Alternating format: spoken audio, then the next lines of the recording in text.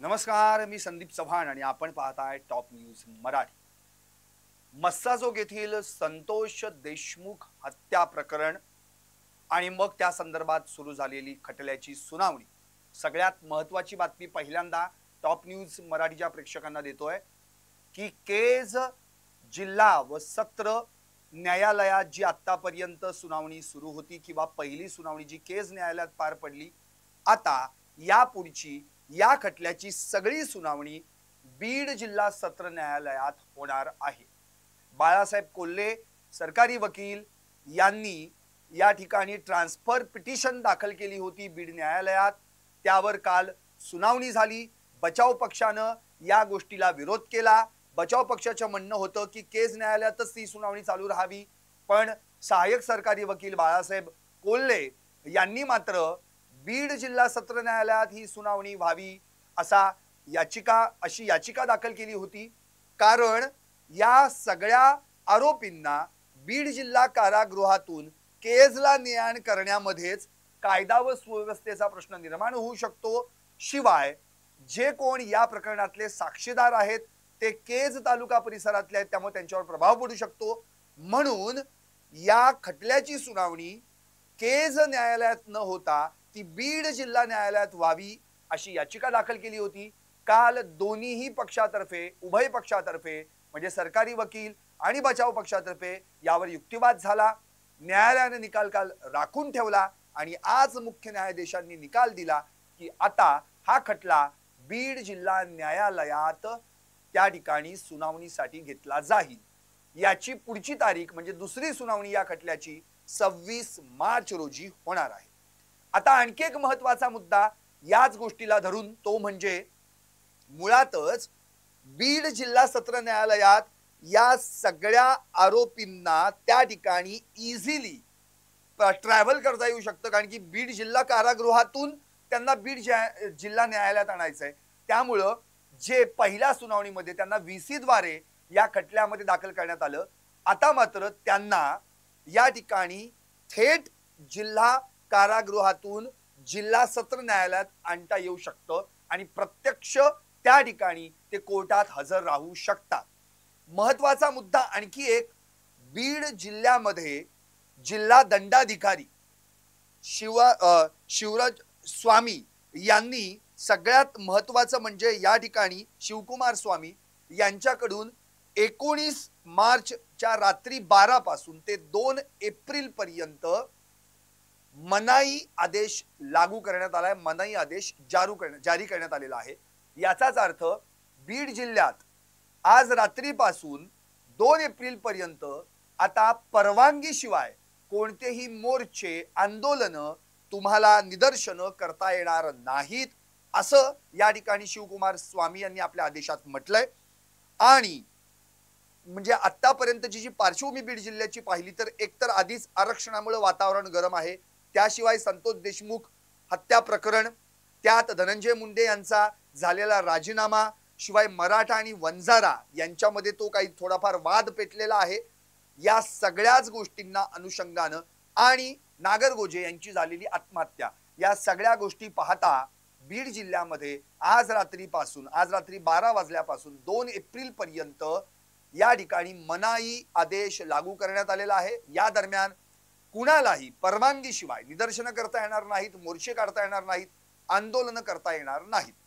आता आणखी एक सगळ्यात महत्त्वाचा मुद्दा जो मी आता लाईव्हला घेणार आहे आणि तो मुद्दा अर्थातच मस्साजोग येथील सरपंच संतोष देशमुख यांच्या या सगळ्या हत्येसंदर्भातला आहे आणि तो म्हणजे सगळ्यात महत्त्वाचा जबाब वॉचमन अशोक सोनवणे, आवादा कंपनीचे वॉचमन अशोक सोनवणे यांनी जो काही जबाब दिला आणि जो आरोपपत्रात नमूद करण्यात आलेला आहे तो पाहता वाल्याचा म्हणजे वाल्मिक कराडचा खेळ खल्लास होणार हे आता स्पष्टपणे दिसतंय। कारण 6 डिसेंबरला आवादा कंपनीवर सुदर्शन घुले आणि त्याच्या साथीदारांनी जी काही मारहाण केली, जातीवाचक शिवीगाळ केली, या सगळ्यांचा जो थेट प्रत्यक्षदर्शी साक्षीदार होता तो म्हणजे अशोक सोनवणे वॉचमन, आणि त्याचा जबाब या आरोपपत्रामध्ये नमूद करण्यात आला।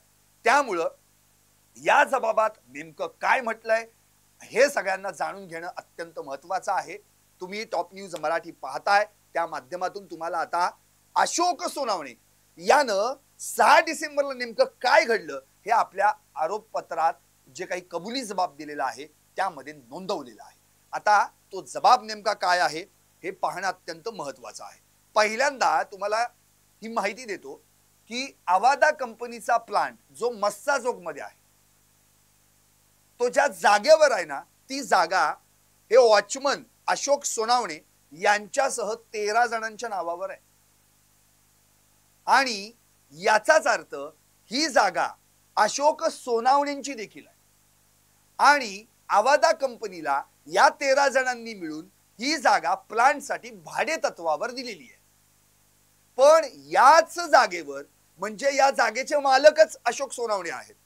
याच जागेवर अशोक सोनवणेंना म्हणजे या मालकालाच या सगळ्या बाहेरून आलेल्या वाल्याच्या चेल्या चपाट्यांनी जातीवाचक शिवीगाळ केली आणि मारहाण केली.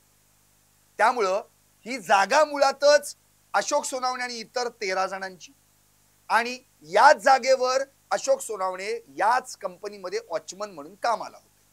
आता काय घडलं नेमकं हे त्या दिवशीचं प्रत्यक्षदर्शी जे काही त्या ठिकाणी वॉचमन अशोक सोनवणे यांनी सांगितलंय ते तुम्हाला मी ऐकवणार आहे. अशोक सोनवणे, त्यांचा सक्का भाऊ अमरदीप सोनवणे आणि त्यांचे चुलत भाऊ भैयासाहेब सोनवणे, अर्थात याच सगळ्यांची ही अवादा कंपनीला दिली गेलेली जागा आहे. ती भाडे तत्वानं त्यांनी ही कंपनीला जागा दिली आहे त्यांचा प्लान टाकण्यासाठी. हे सगळे मस्साजोगचे. आता हे तिघेही याच कंपनीमध्ये वॉचमन म्हणून काम करतात. अशोक सोनवणे, त्यांचा सक्का भाऊ अमरदीप सोनवणे आणि त्यांचा चुलत भाऊ भैयासाहेब सोनवणे.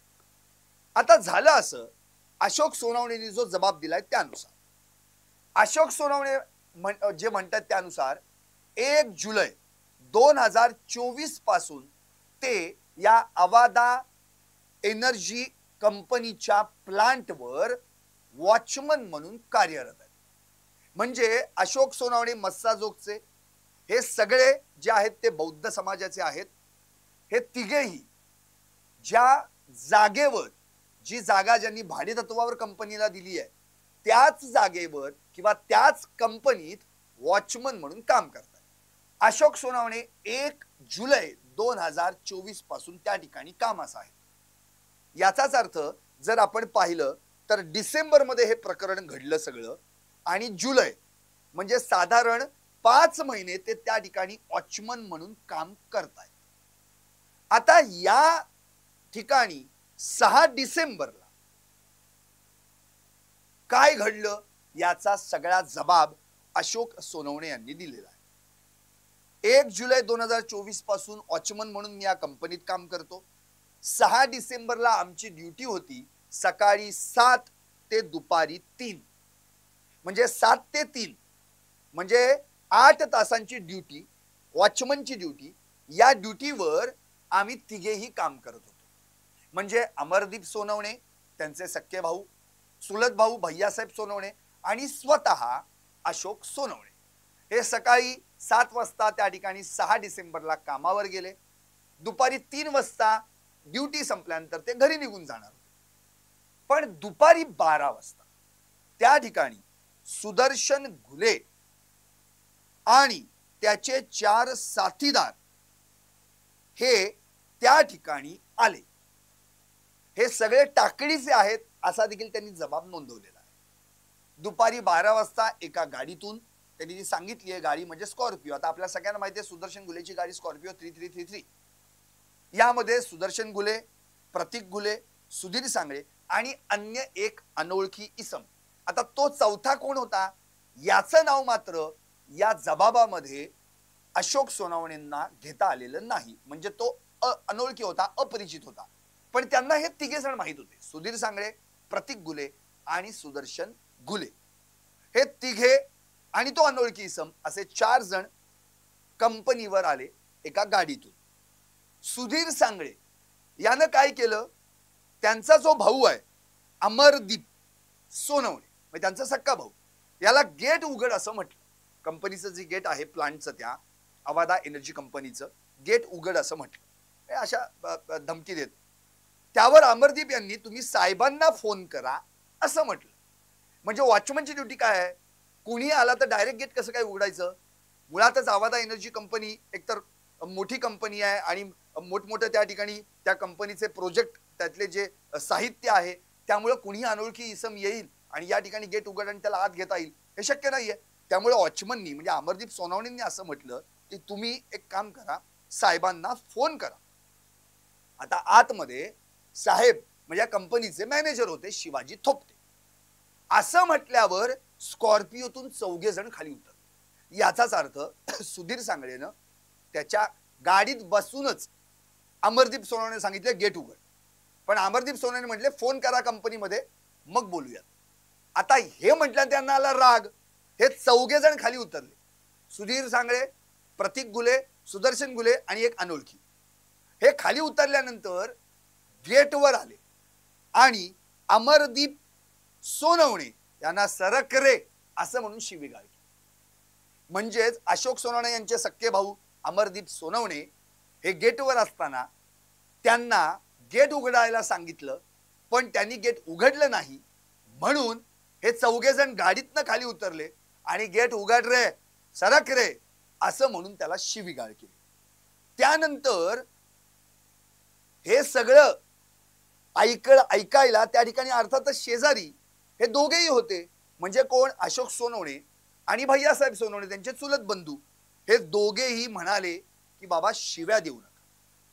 आता असं म्हटल्यानंतर हे 4 जण गेट ढकलून आत आले.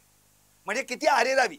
एकतर आधी गेट उघड रे असं म्हटलं, उघडलं नाही म्हणून हे गाडीतून खाली उतरून सरक रे असं म्हणून शिवीगाळ केली. त्यानंतर अशोक सोनवणे यांनी शिव्या देऊ नका असं म्हणताच हे 4 जण गेट ढकलून आत आले. आता गेट ढकलून आत आल्यानंतर अमरदीप यांनी त्यांना अडवलं, म्हणजे जायला विरोध केला. आता असं केल्यानंतर सुधीर सांगळेनं अमरदीप सोनवणे यांना ढकलून दिलं. म्हणजे शिवीगाळ, धमकी, दमदाटी आणि धक्काबुक्की या सगळ्या गोष्टी त्यांनी या ठिकाणी पहिल्यांदा केल्या. हे झाल्यानंतर अशोक सोनवणे आणि भैयासाहेब सोनवणे म्हणजे दोघे चुलत बंधू, या दोघांनी काय केलं? अमरदीप सोनवणेंना सुधीर सांगेने ढकललं आणि त्यात 4 जण आतही आले होते गेटच्या. त्यामुळं यांनी सोडव करण्यासाठी किंवा मिटवण्यासाठी त्या ठिकाणी पुढे आले.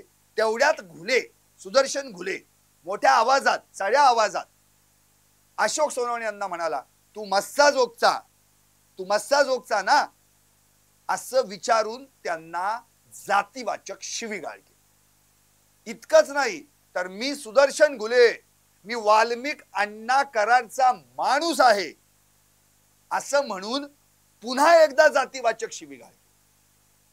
म्हणजे बघा किती मस्ती या सुदर्शन घुलेमध्ये होती. कारण आपल्याला माहिती आहे याच सुदर्शन घुलेनं 29 नोव्हेंबरला देखील अवादा कंपनीवर प्रत्यक्ष येऊन सुनील केंदू शिंदे यांना धमकी दिली होती. त्यामुळं या सगळ्यांना हा सुदर्शन घुले कोण आहे हे ऑलरेडी माहित होतं. आता सुदर्शन घुले या ठिकाणी अशोक सोनवणेंना म्हणाला, ए तू मस्सा जोगचा ना, इथे शिवी हसडली, जातीवाचक शिवीगाळ केली.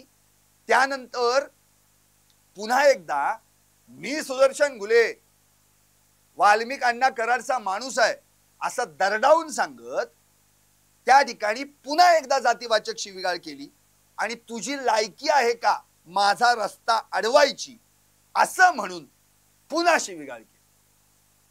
म्हणजे एकतर अशोक सोनवणे यांना केवळ जातीवाचक शिवीगाळ केली नाही तर त्यांना धमकी देखील दिली आणि त्यानंतर तर त्यानं काठी हातात घेतली आणि अशोक सोनवणेंच्या डोक्याच्या मागील बाजूस मारहाण केली. म्हणजे जातीवाचक शिवीगाळ, धमकी, दमदाटी आणि मारहाण या सगळ्या गोष्टी सुदर्शन घुलेनं केल्या. म्हणजे आधी सुधीर सांगळेनं अमरदीप सोनवणे यांना ढकललं, नंतर या सुदर्शन घुलेनं अशोक सोनवणेंना जातीवाचक शिवीगाळ करून त्यांच्या डोक्यात काठी हाणून त्यांना मारहाण केली. आता एवढ्यावरच थांबला नाही तो, पुन्हा जातीवाचक शिवीगाळ केली आणि तुमच्याकडे बघायचं का असं म्हणून जीवे मारण्याची धमकी. म्हणजे सुदर्शन घुले याच्या डोक्यात फक्त आणि फक्त मी वाल्मिक कराडचा माणूस आहे, मी वाल्मिक अण्णाचा माणूस आहे, त्यामुळे मला कोण अडवतंय, मला तुम्ही अडवता आणि ते पण माझ्या चेल्यांसमोर, हे सुधीर सांगडे आणि प्रतीक घुले यांच्या समोर. माझी काय आहे का नाही इज्जत? मग काय सुदर्शन घुले नेहमीप्रमाणे त्यातली राक्षसी वृत्ती जागी झाली. आधीच मुकादम त्यानं जे काही काठीनं मारायला सुरुवात केली, जातीवाचक शिवीगाळ करायला सुरुवात केली, जीवे मारण्याची धमकी द्यायला सुरुवात केली. आता एवढं सगळं झाल्यानंतर या ठिकाणी नेमके कंपनीचे मॅनेजर आरडाओरडा, गोंधळ, जे काही शिवीगाळ, मोठा आवाज, हे सगळं पाहून मॅनेजर शिवाजी तोपटे धावत धावत त्या ठिकाणी आले. आल्यानंतर सुदर्शन घुले आणि त्याच्या इतर साथीदारांनी, म्हणजे हे बाकीचे टक्के टोणपे जे कोण आहेत, प्रतीक घुले, नंतर सुधीर सांगळे या आणि तो चौथा एक अन्य आहे तो, यांनी काय केलं, या सगळ्यांनी थेट शिवाजी थोपटेंना धमकीच दिली, 2 कोटी रुपये खंडणी द्या नाहीतर कंपनी बंद करा. आणि असं धमकावून त्यांना धक्काबुक्की केली, शिवीगाळ देखील केली.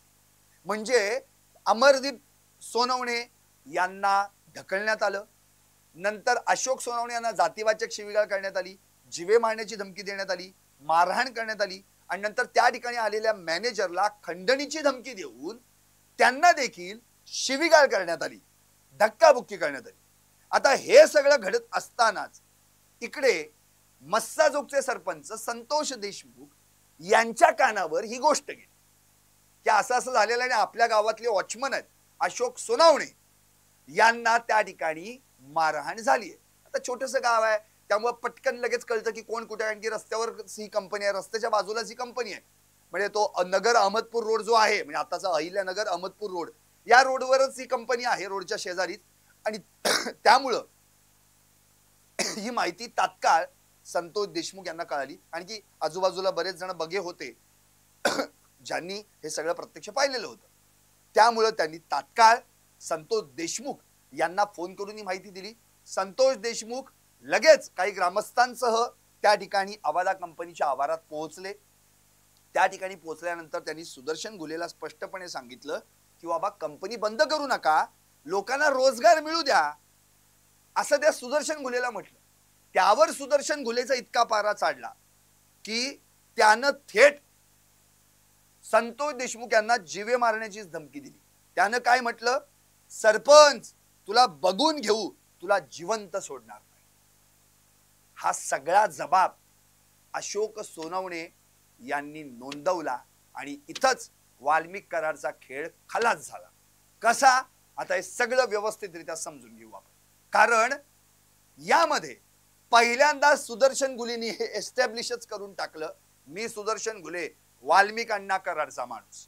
त्यामुळे हे क्लिअर झालं की खंडणी मागायला जरी सुदर्शन घुले आला असला तरी खरा खंडणीखोर हा वाल्मिक कराड आहे. त्यामुळं या जबाबात वाल्मिक कराड हे नाव सुदर्शन घुलेच्या तोंडून आलं.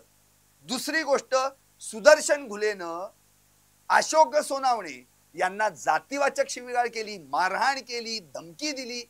त्यामुळं जातीवाचक शिवीगाळ म्हणजेच अॅट्रॉसिटी देखील या ठिकाणी उभी राहिलेली आहे. तिसरं, शिवाजी थोपटे कंपनीचे मॅनेजर यांना तर थेट 2 कोटी रुपयांची खंडणी मागितली, त्यामुळे खंडणी मागितल्याचा गुन्हा देखील या ठिकाणी सुदर्शन घुले आणि त्याच्या साथीदारांवर लागू झाला. आणि सगळ्यात महत्वाचं म्हणजे संतोष देशमुख यांना जीवे मारण्याची धमकी या सुदर्शन घुलेंनी दिली. काय की सरपंच तुला बघून घेऊ, तुला जिवंत सोडणार नाही. याचाच अर्थ या ठिकाणी जर आपण पाहिलं तर 4 प्रकारचे गुन्हे इथे क्लिअर दाखल झालेले आहेत. खंडणी, अॅट्रॉसिटी, जीवे मारण्याची धमकी आणि चौथा म्हणजे अर्थातच सगळ्यात महत्त्वाचं म्हणजे जीवे मारण्याचा प्रयत्न, म्हणजे 307 देखील इथे लागू. आता एवढे सगळे गुन्हे या 6 डिसेंबरलाच हा सगळा प्रकार घडलेला असताना देखील केज पोलीस ठाण्याचे पीआय असलेले त्या काळचे प्रशांत महाजन, पीएसआय असलेले राजेश पाटील, या सगळ्यांनी काय केलं, एवढे सगळे गुन्हे या दिवशी घडलेले असताना देखील या सगळ्यांनी काय केलं? खरं म्हणजे या पोलिसांनी तात्काळ यांच्यावर अॅट्रॉसिटी दाखल करायला पाहिजे होती. जीवे मारण्याचा प्रयत्न म्हणून गुन्हा दाखल करायला पाहिजे होता. जीवे मारण्याची धमकी दिली म्हणून गुन्हा दाखल करायला पाहिजे होता. खंडणी मागितली म्हणून गुन्हा दाखल करायला पाहिजे होता. पण यापैकी एकही गुन्हा दाखल केलेला नाही. आता हे जे सगळं आवाजा कंपनीच्या आवारात भांडण सुरू होतं, हे सगळं भांडण काही बघ्यांनी पाहिलं देखील. त्याच वेळी धनंजय देशमुखांना देखील कळलं, संतोष देशमुखांचे बंधू, की आवाजा कंपनीच्या आवारात काहीतरी घडलेलं आहे. माझा भाऊ तिथे गेलेला आहे सरपंच या नात्यानं. माझ्याच गावातल्या आपल्याच गावातल्या एका वॉचमनला म्हणजे अशोक सोनवणे यांना मारहाण झालेली आहे त्यावेळी. म्हणून धनंजय देशमुख यांनी तातडीने पोलीस स्टेशनला फोन करून पोलिसांना देखील बोलावून घेतलं आणि स्वतः देखील गेले. म्हणजे 12च्या दरम्यान अशोक सोनवणेंच्या सांगण्यानुसार हे 4 जण त्या गाडीतून आले. साधारण 1-1.5 तास हा प्रकार घडला. 1:30 वाजता हे सगळेजण पोलीस स्टेशनला गेले. त्याच दरम्यान इकडे हे आरोपी, आवाजा कंपनीचे अधिकारी, संतोष देशमुख आणि ग्रामस्थ हे सगळे तिथे असताना त्या ग्रामस्थांमध्ये आणि या सुदर्शन घुलेच्या गँगमध्ये त्या ठिकाणी मारामारी, बाचाबाची, हाणामारी झाली. तिथं हा प्रतीक घुले होता, ज्याच्या चापटीत बसली. त्याचा वाढदिवस होता त्या दिवशी, हॅपी बर्थडे, आणि हॅपी बर्थडेच्याच दिवशी कानाखाली. त्यामुळे त्याला आला राग, त्याची चीड, आणि हे एवढं सगळं डोक्यात ठेवलं. आणि हे प्रतीक घुले आणि सुधीर सांगळे या सुदर्शन घुलेला काय म्हणायचे, भैया, भावा, आता भावा, भैया, आमच्या सोबत असताना तुझ्या समोरच माझ्या कानाखाली मारली. आता सुदर्शन घुले पण पेटून उठलेला. त्यामुळं शिवाय खंडणी मागण्यासाठी गेलेला असताना देखील खंडणीला अडथळा ठरला म्हणून संतोष देशमुखांबद्दल त्याच्या मनात राग होता.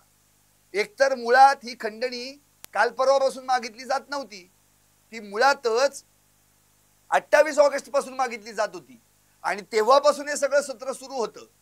शिवाय हा स्वतः 3दा तिथं जाऊन आला. 26 नोव्हेंबरला देखील सुदर्शन घुले आवाजा कंपनीवर खंडणी मागण्यासाठी गेला.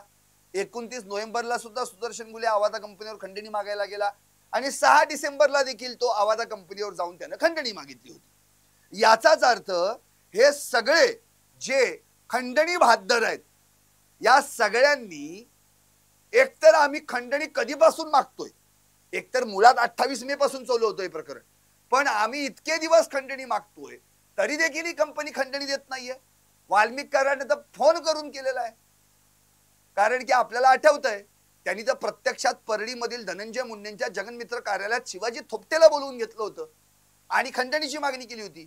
नाहीतर बीड मधले तुमचे जेवढे प्रोजेक्ट आहेत तेवढे बंद ठेवू आणि बंद ठेवून करून टाकू असा त्यांनी धमकीवाजा इशारा देखील दिला होता. आणि त्यावेळी तो विष्णू चाटे देखील होता. म्हणजे विष्णू चाटे देखील या खंडणी प्रकरणात सामील. वाल्मिक कराडच तर मूळच मुख्य आरोपी तो. आणि त्याच्यासोबत सुदर्शन घुले जो 29 नोव्हेंबरला त्या सगळ्या प्रकरणामध्ये जेव्हा वाल्मिक कराडने या विष्णू चाटेच्या मोबाईलवरून सुनील केंदू शिंदेला फोन केला होता त्या सगळ्या घराण्यात हा होताच. नंतर प्रत्यक्षात आवाजा कंपनीत पण जाऊन आला. याचाच अर्थ 4 वेळा वाल्मिक कराडने फोनवरून आणि 3 वेळा सुदर्शन घुलेनी प्रत्यक्षात अशा 7 खंडणीच्या मागण्या, 7 वेळा खंडणीच्या मागण्या या आवाजा कंपनीकडे करण्यात आल्या.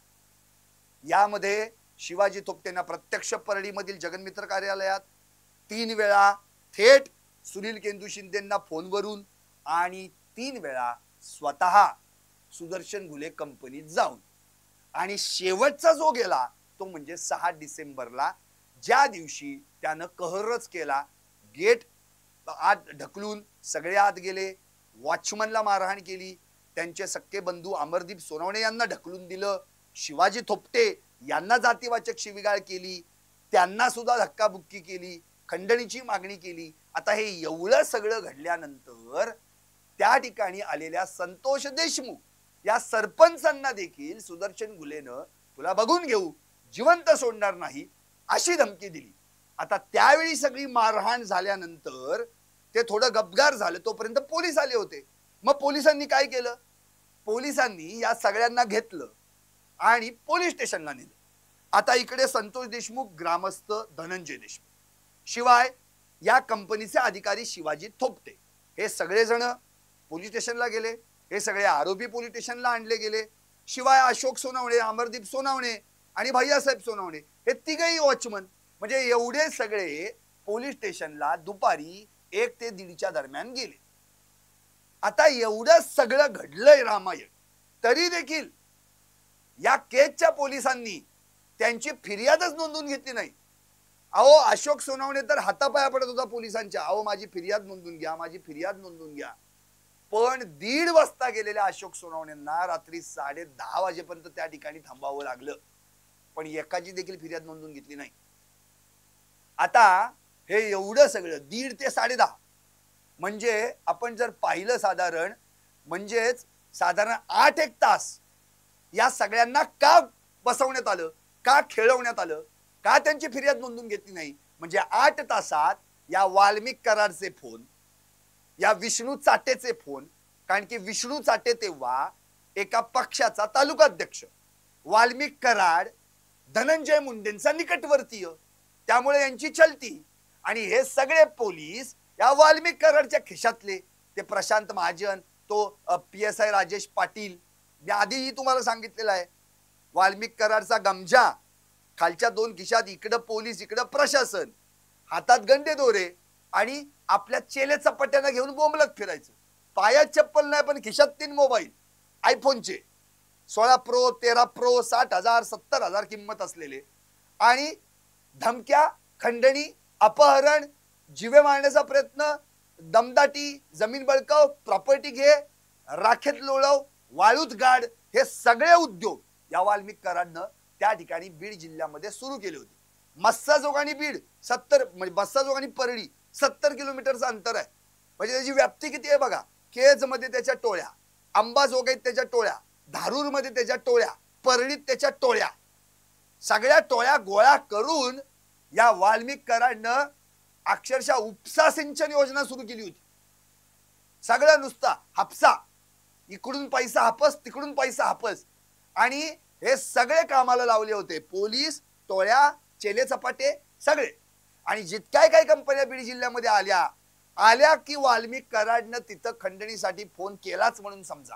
आणि जे आपल्याला आठवतंय, त्यानं सुदर्शन घुलेला फोनवर सांगितलं होतं, आडवा आला तर आडवा करा, नाहीतर आपल्याला कुठली कंपनी भीक घालणार नाही, म्हणजेच काय, खंडणी देणार नाही. म्हणजे किती कंपन्यांना आतापर्यंत यांनी खंडणी मागितले ते पण काढलं पाहिजे. आता अशा या वाल्मिक कराडला पोलिसांना मॅनेज करणं सोपं, कारण की परवाच तृप्ती देसाईंनी वाल्मिक कराडच्या मर्जीतले 26 पोलीस अधिकारी आणि कर्मचारी कोण आहेत याची नुसती नावं दिली नाहीत, पुरावे देखील दिले. 4 दिवस झाले, अजून त्यांची गोपनीय चौकशी झाली आहे का, त्यांच्यावर काही कारवाई झाली आहे का, त्यांना बीड जिल्ह्यातनं हकललंय का, त्यांच्यावर निलंबनाची कारवाई झाली आहे का, याचं काहीही उत्तर नाही. आता या सगळ्यांना जेव्हा पोलीस ठाण्याला नेण्यात आलं तेव्हा एकाला सुद्धा या पोलिसांनी अटक केली नाही, कारण की 8-9 तास सगळ्यांना फक्त बसवण्यात आलं, खेळवण्यात आलं. मग वाल्मिक कराडचा दबाव आला असेल, त्याचे फोन झाले असतील, त्या चाटेचे फोन झाले असतील, आणि मग रात्री 10:30-11च्या दरम्यान त्या ठिकाणी बालाजी तांदळे आहेच, त्यांचाच ऑलरेडीच माणूस, तो कोरेगावचा माजी सरपंच, विष्णू चाटेच्या जवळचा, वाल्मिक कराडचा कार्यकर्ता, हे सगळे त्या ठिकाणी याच बालाजी तांदळे दिलेल्या टेबल जामिनामुळं मोकार सुसाट सुटले. काही केलं नाही त्यांच्यावर, एक साधी नॉमिनल काहीतरी केस दाखवली, कारण केस केली असती तर 100% यांना अटक करावी लागली असती. बघा काय काय घडलंय. 6 डिसेंबरला पहिल्यांदा जातीवाचक शिवीगाळ, अॅट्रॉसिटी उभी राहते, मारहाण, दमदाटी, जीवे मारण्याची धमकी, 307 क्लिअर होतोय. परत त्या ठिकाणी डोक्याला मारलेला आहे, म्हणजे पुन्हा जीवे मारण्याचा प्रयत्न झालेला आहे, पण याच्यातला एकही गुन्हा दाखल केला नाही, कारण की हे सगळे गुन्हे, एक जरी गुन्हा दाखल झाला असता तरी यांना अटक करावी लागली असती. पण यांना अटक करण्यात पोलिसांनाच रस नाही, तर अटक कुठनं करायची. त्यामुळं हा सगळा विषय तिथल्या तिथं थांबवण्यात आला. झाले सगळे आरोपी मोकारपंथीतले, सगळे मोकाट सुटले. मोकारपंथी व्हॉट्सअपचा ग्रुप, त्यात आहेतच ही सगळी गँग, सगळे मोक्यात सुटले. झालं. ना संतोष देशमुख काय करू शकले, ना धनंजय देशमुख काय करू शकले, ना आवादा कंपनीचे अधिकारी काय करू शकले, काहीच नाही. आवादा कंपनीनं प्रत्यक्षात कामावर ठेवलेले हे वॉचमन, विशेष म्हणजे याच वॉचमनची ती जागा, म्हणजे मालकाला आपल्याच जागेवर मार खावा लागला आणि जातीवाचक शिवीगाळ ऐकावी लागली. यांनीच कंपनीला भाडेतत्त्वावर जागा दिली.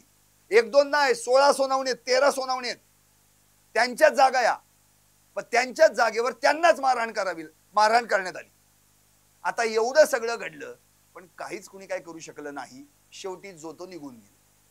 त्या 6 तारखेला जे काही घडलं, यामध्ये जे काही साक्षीदार म्हणजे प्रत्यक्षदर्शी होते, त्यातल्या एकानं, आपल्याला आठवत असेल गोपनीय साक्षीदार, मी मागे लाईव्ह केलं होतं, त्याने संतोष देशमुखांना फोन करून सांगितलं की बाबा ही वाल्मिक कराडची माणसं आहेत, त्यांच्या नादी लागू नका, तुम्ही तात्काळ गुन्हा दाखल करा 6 डिसेंबरला जे काही घडलंय ते.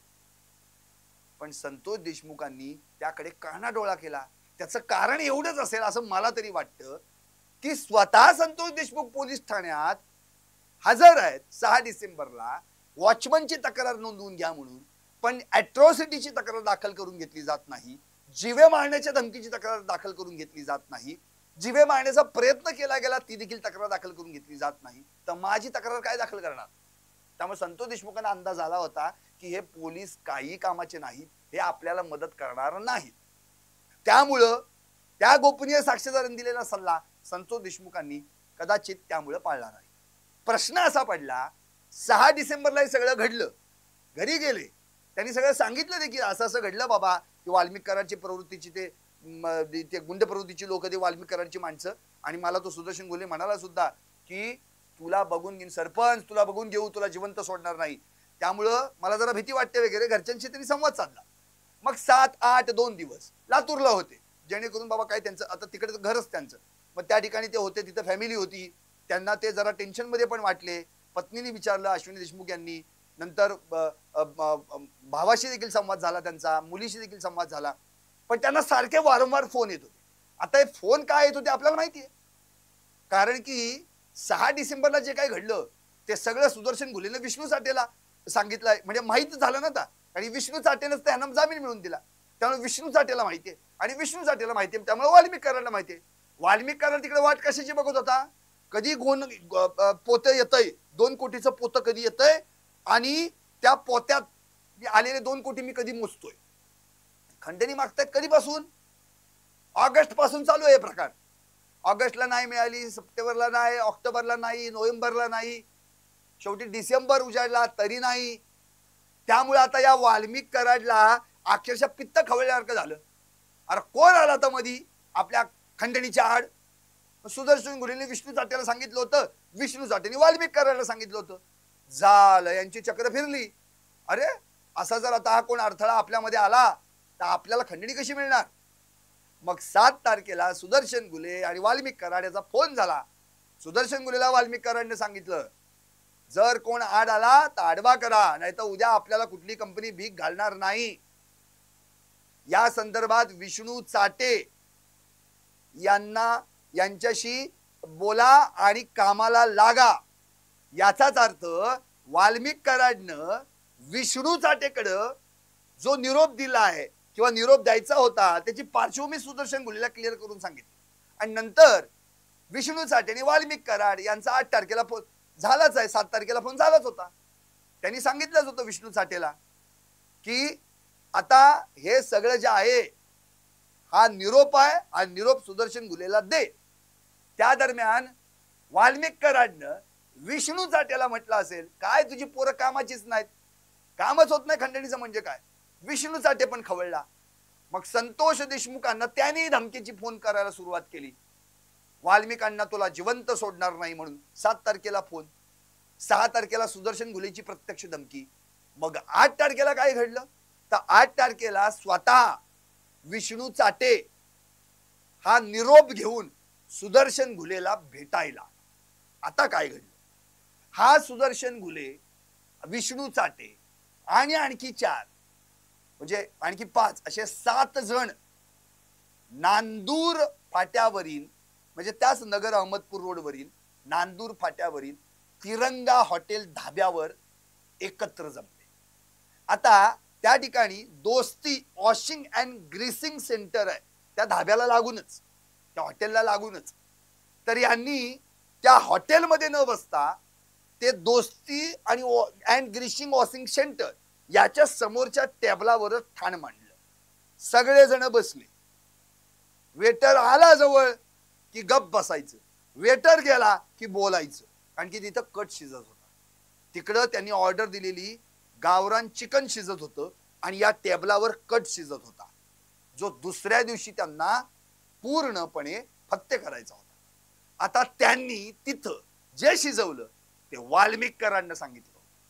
म्हणजे सगळा माल वाल्मिकरांचा होता, यांनी शिजवला आणि दुसऱ्या दिवशी अक्षरशः तो पॅटर्न आणि ते सगळं राबवलं. यांनी काय विष्णू चाटेला वाल्मिकरांना निरोप दिला होता, जो आपला आड आलाय त्याला आता धडा शिकवा, आपल्या मागण्या पूर्ण होत नाहीत तर त्याचे परिणाम काय होतात याचा संदेश द्या. आणि विष्णू चाटेने तर सुदर्शन घुलेला ढोसच पाजला. अरे तू मोठा, स्वतःची पण इज्जत घालवली, आमची पण घालवली, प्लांट मोठा बंद करीन असा म्हणणारा, काय झालं तुम्हाला साधी कंपनी बंद करता आली नाही म्हणून? हे सगळं बोलल्यानंतर त्या सुदर्शन घुलेचं पित्त खवळलं. आधीच प्रतीक घुलेच्या चपट बसली होती, त्यात त्याच्या समोर त्याची इज्जत गेली होती. दुसरी गोष्ट, विष्णू चाटेने असा ढोस दिला, त्यामुळे सुदर्शन घुलेतला राक्षस अहंकार जागा झाला आणि त्यांनी उत्तर दिलं, काही काळजी करू नका, बघा काय करतो ते, कंपनी प्लांट बंद करून दाखवतो आणि बंदोबस्त करतो. आता एवढं सगळं कंप्लीट बोलल्यानंतर या सगळ्यांनी, या 7 जणांनी मिळून तो प्लॅन तिथं शिजवला. वाल्मिक कराडचा निरोप विष्णू चाटेला, विष्णू चाटेचा निरोप सुदर्शन घुलेला आणि सुदर्शन घुले सोबत असलेले बाकीचे चेले चपाटे. त्या ठिकाणी एक गोपनीय साक्षीदार होता, जो मात्र कोणाला माहित नव्हता आणि तोच गोपनीय साक्षीदार शेवटी त्यानं हे काय आणि कुठे कटकारस्थान शिजलं याची सगळी माहिती पोलिसांना दिली, ती आरोपपत्रात नमूद आहे. त्यामुळे हा कट कळून आला. पण हा कट हत्येच्या आधी कळायला पाहिजे होता, कारण जर तसं घडलं असतं तर यांचा कट हाणून पडला असता आणि संतोष देशमुखांचा जीव वाचला असता. पण तसं घडलं नाही, कारण आज रात्री कट शिजला हॉटेल तिरंगा धाबा नांदूर फाट्यावर आणि दुसऱ्याच दिवशी दुपारी संतोष देशमुख यांचा या सगळ्यांनी जीव घेतला. कारण की पुढे काय घडलं ते आपल्या सगळ्यांना जे जे काही समोर आलं, जे काही घडलं प्रत्यक्षात ते बघायला मिळालं कधी? 3 मार्च. 9 डिसेंबरला हत्या झाली, 3 मार्चला कशी हत्या झाली याचे फोटो आणि व्हिडिओ व्हायरल झाले आणि मग मात्र सारा महाराष्ट्र सुन्न झाला. जो कट शिजवला गेला त्याच कटानुसार या सगळ्यांनी प्लॅनिंग केलं. संतोष देशमुखांच्या मागावर गाड्या ठेवल्या, बरोबर कुठे येत आहेत कुठे जात आहेत टिपर ठेवले. हे सगळे टिपर ज्यांनी लोकेशन संतोष देशमुखांचं ट्रेस करून यांना सांगितलं, मग उंबरी फाट्यावर, उंबरी टोल नाक्यावर डोणगावच्या जवळ त्या ठिकाणी त्यांची गाडी अडवली. पुढून एक गाडी घातली जी स्कॉर्पिओ काळी 3333 आणि त्याच काळ्या गाडीतून काळी कृत्यांनी केली. मागे एक गाडी संतोष देशमुखांच्या, त्यामुळं त्या लेन मधून संतोष देशमुखांना गाडी काढताच येईना, ना मागे नेता येईना ना पुढे नेता येईना. तेवढ्यात या गाडीतल्या सगळ्यांनी उतरून त्यांना बाहेर काढलं, मारहाण केली, गाडीत घातलं आणि केजच्या दिशेनं निघून गेले. आणि मग पुढं चिंचोली गायरानात नेऊन त्यांना हाल हाल करून मारलं आणि दैठणा गावच्या शिवारात त्यांची डेड बॉडी फेकून दिली. हे एवढे सगळे नीच हलकट प्रवृत्तीचे राक्षस सगळे, या सगळ्यांनी हा सगळा प्रकार जो शिजवला, जो केला, याला झालं राय 6 डिसेंबरची. त्याच दिवशी पोलिसांनी इथंच पोलिसांनी माती खाल्ली. कच नाही खाल्ली, माती खाल्ली इथं पोलिसांनी. याच ठिकाणी 6 डिसेंबरला हे सगळे अटक झाले असते ना, सुदर्शन घुले, प्रतीक घुले, सुधीर सांगळे आणि जो चौथा कोण आणून की तो कृष्णा आंधळे असावा, पण यांना मस्ताजोगचे जे वॉचमन आहेत कंपनीचे अशोक सोनवणे यांना ओळखता आला नसावा. आणि हा बोंबलतच बाहेर फिरत असतो ना, आधीच फरार 2 वर्षांपासून एकाच 307 मध्ये, त्यामुळे एका ठिकाणी याचे पाय टिकतच नाहीत. आजही 100 दिवस झाले या संतोष देशमुख हत्या प्रकरणाला, 100 दिवस झाले तरी देखील अजून कृष्णा आंधळे सापडला नाही. त्याची 100 कधी भरणार असा प्रश्न पडलाय आता या कृष्णा आंधळेला शोधून काढण्यात किती अजून दिवस लागणार आहेत कुणास ठाऊक, दुसरी सुनावणी तोंडावर आली. त्यामुळं हे सगळे जे आहेत त्याच दिवशी 6 डिसेंबरला जर अटक झाली असते ना, तर 9 डिसेंबरला हे घडलंच नसतं. कारण हे अटक झाले असते तर 100% यावेळी त्यांच्या जबाबातून त्यांना कुणी खंडणीसाठी पाठवलं हे पुढे आलं असतं. म्हणजे विष्णू चाटेचं नाव पुढे आलं असतं. विष्णू चाटेमुळे वाल्मिक कराडचं नाव पुढे आलं असतं आणि सगळा खंडणीचा कच्चा चिट्टा त्याच दिवशी बाहेर पडला असता. पण हे घडलंच नाही. हे घडलंच नाही. कारण या वाल्मिक कराड आणि विष्णू चाटेला माहित होतं जर पोरांना अटक झाली तर ते तोंड उघडतील आणि तोंड उघडलं तर आपली तोंड बंद होतील. त्यामुळं या सगळ्यांना त्या दिवशी अटकच केली गेली नाही आणि याच एका गोष्टीमुळं हे सगळे मोकाट सुटले आणि पुढे प्लॅन आखायला तयार झाले. प्लॅन आखला आणि संतोष देशमुखांचा पूर्वनियोजित प्लॅन आखून अक्षरशः त्यांनी खून घडवून आणला. आता हे एवढं सगळं घडलंय, पण यामध्ये अशोक सोनवणे यांनी जो जबाब दिलाय, खरं म्हणजे 11 डिसेंबरला हा जबाब नोंद झाला. संतोष देशमुखांच्या हत्येनंतर 2 दिवसांनी. अहो तो हत्येच्या आधी झाला असताना हे सगळं जे काही 6 डिसेंबरचं आहे तर संतोष देशमुखांचा जीव वाचला असता. सगळ्यात जास्त दोषी माझं तर मत आहे या प्रकरणामध्ये केज पोलीस स्टेशनचे अधिकारी आणि कर्मचारी यांनी तिथं माती खाल्ली, यांनी कच खाल्ली, यांनी आरोपींना साथ दिली. म्हणजे कुठे ना कुठेतरी लागे बांधे आहेत. त्याशिवाय आहे काय? काहीतरी पॉलिटिकल कनेक्शन्स आहेत. वाल्याशी कनेक्शन, चाटेशी कनेक्शन, या आरोपींची कनेक्शन आणि आहेच. तो PSI राजेश पाटील संतोष देशमुखांच्या हत्येपूर्वी एक दिवस सुदर्शन घुले सोबत काय करतोय? हॉटेलमध्ये चहा पाणी पितोय. जो 6 डिसेंबरला ज्याला पोलीस स्टेशनला आणलं होतं कशासाठी? मारहाण केली म्हणून, जातीवाचक शिवीगाळ केली म्हणून. पण त्याला त्या दिवशी अटक करायची सोडून त्याच्यासोबत चहा पाणी पीत बसलेत. म्हणजे विचार करा की ज्या अर्थी या ठिकाणी अशोक सोनवणे यांना जी मारहाण झाली त्याच दिवशी जर यांना अटक झाली असती तर हे सगळं पुढचं टळलं गेलं असतं, काही घडलं नसतं. पण नाही केलं या पोलिसांनी. त्यातला एक सस्पेंड झाला आणि एक सक्तीच्या रजेवर गेला. ही काय कारवाई आहे? अरे यांना पहिल्यांदा हात घ्यायला पाहिजे होतं, यांना पहिल्यांदा ताब्यात घ्यायला पाहिजे होतं. कारण की यांनी जो उद्योग केला त्या उद्योगामुळेच हे सगळं पुढचं घडून आलं. पण याचाच सगळा गैरफायदा या सगळ्या आरोपींनी घेतला. नंतर तर हे मोकाट सुटले. यांना काही राहिलंच नाही. मग आता आम्हाला कोणी सोडवू शकतो? बघा कसा आव आणला होता त्यांनी त्या सुदर्शन घुलेनी. मी सुदर्शन घुले, वाल्मिक अण्णा कराडचा माणूस, तुझी काय लायकी आहे का माझा रस्ता अडवायची? एवढं म्हणून जातीवाचक शिवीगाळ. शिवाजी थोपटे मॅनेजरला देखील त्याने शिवीगाळ केली, धक्काबुक्की केली. आणि त्याच्याच जीवावर जगणारे ती चेले चपाटे भाकरीच्या तुकड्यावर ते सुधीर सांगळे, प्रतीक घुले यानं जो वाटलं आमचा भैया. काय झालं आता? आता भैयाच्या शेजारी बसून काय करायचं?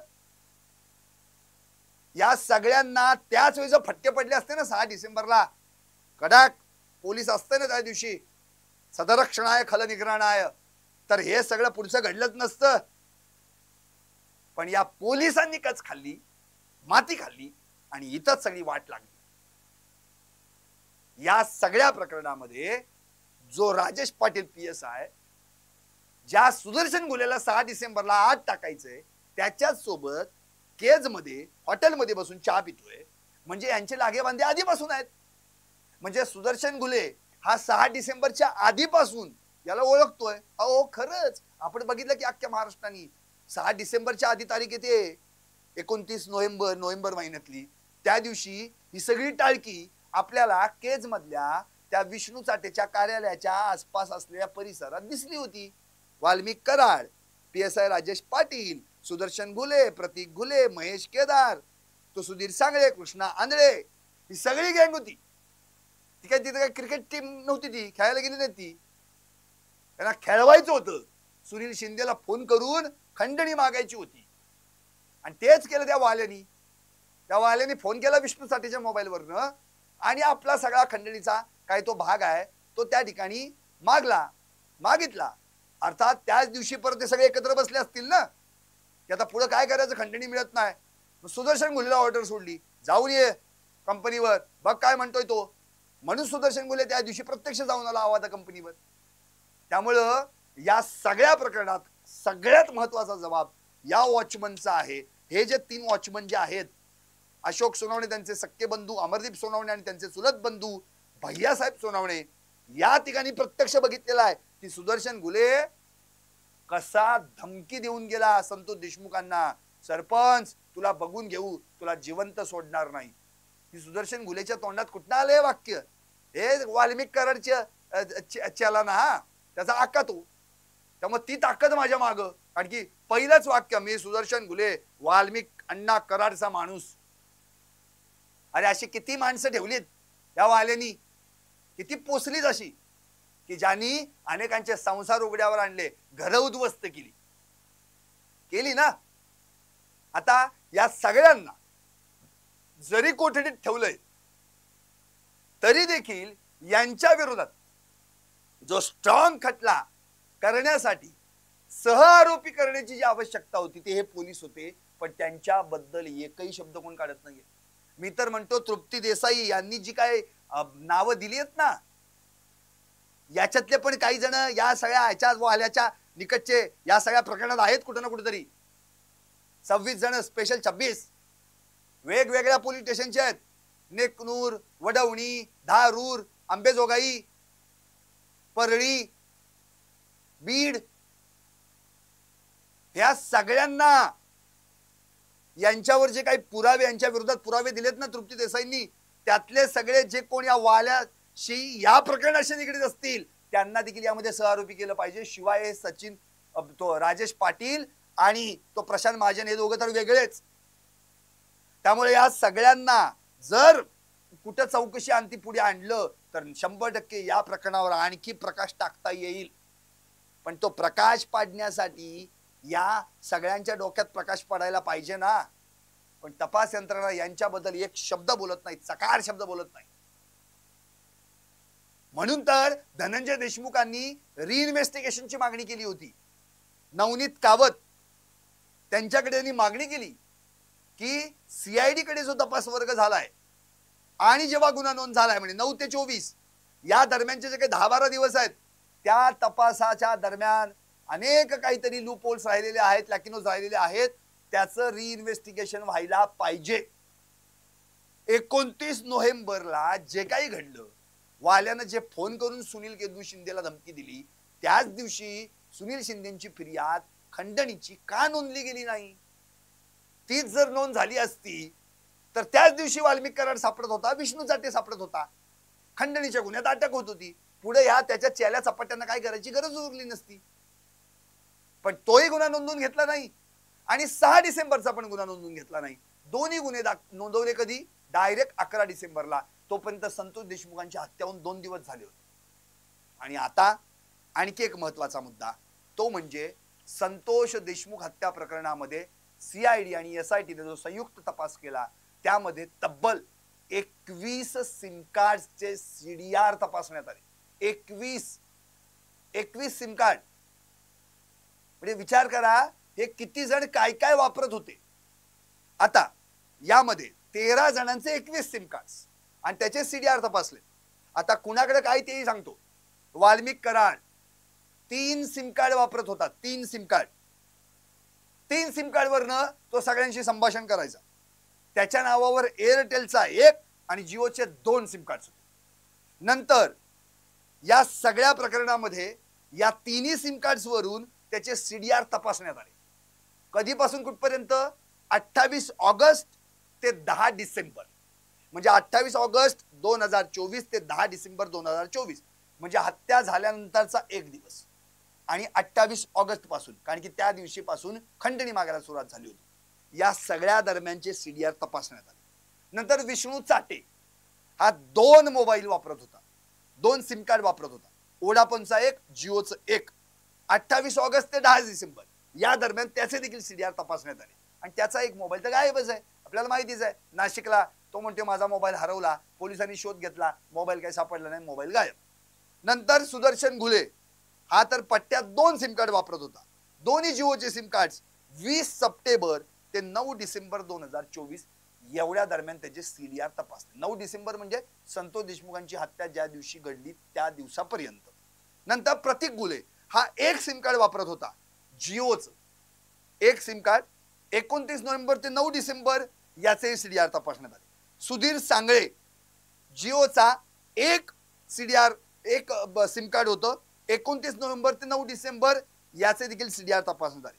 नंतर जो फरार आहे कृष्णा आंधळे हा पट्ट्या 1 2 3 नाही 4 सिम कार्ड वापरत होता. जिओचा एक, बीएसएनएलचा एक आणि वोडाफोन आयडियाचे 2. याचे देखील 29 नोव्हेंबर ते 9 डिसेंबर 2024 पर्यंत सीडीआर तपासण्यात आले. जयराम चाटे याचे 2 सिम कार्ड्स आहेत, एअरटेल एक, जिओ एक. 9 डिसेंबर 2024 याचे पण सीडीआर तपासण्यात आले. आणि महेश केदार याच्याकडे एक जिओचं सिम कार्ड होतं. 9 डिसेंबर 2024 या दिवशीचं, हत्येच्या दिवशीचं त्याचं देखील सीडीआर तपासण्यात आलं.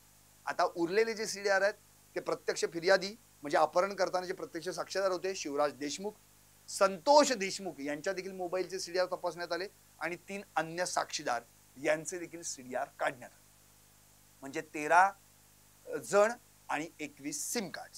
आता हे एवढं सगळं याच्यातनं जे काही सापडलेलं आहे मटेरियल, शिवाय साक्षीदारांचे, गोपनीय साक्षीदारांचे जबाब आणि त्याच्यासोबतच वॉचमन अशोक सोनवणे यांचा जबाब, या सगळ्या गोष्टींचा विचार करता 100% वाल्मिक कराडच्या गळ्याला फाशीचा दोर आणखी जोरात आवळला जाणार हे क्लिअर आहे.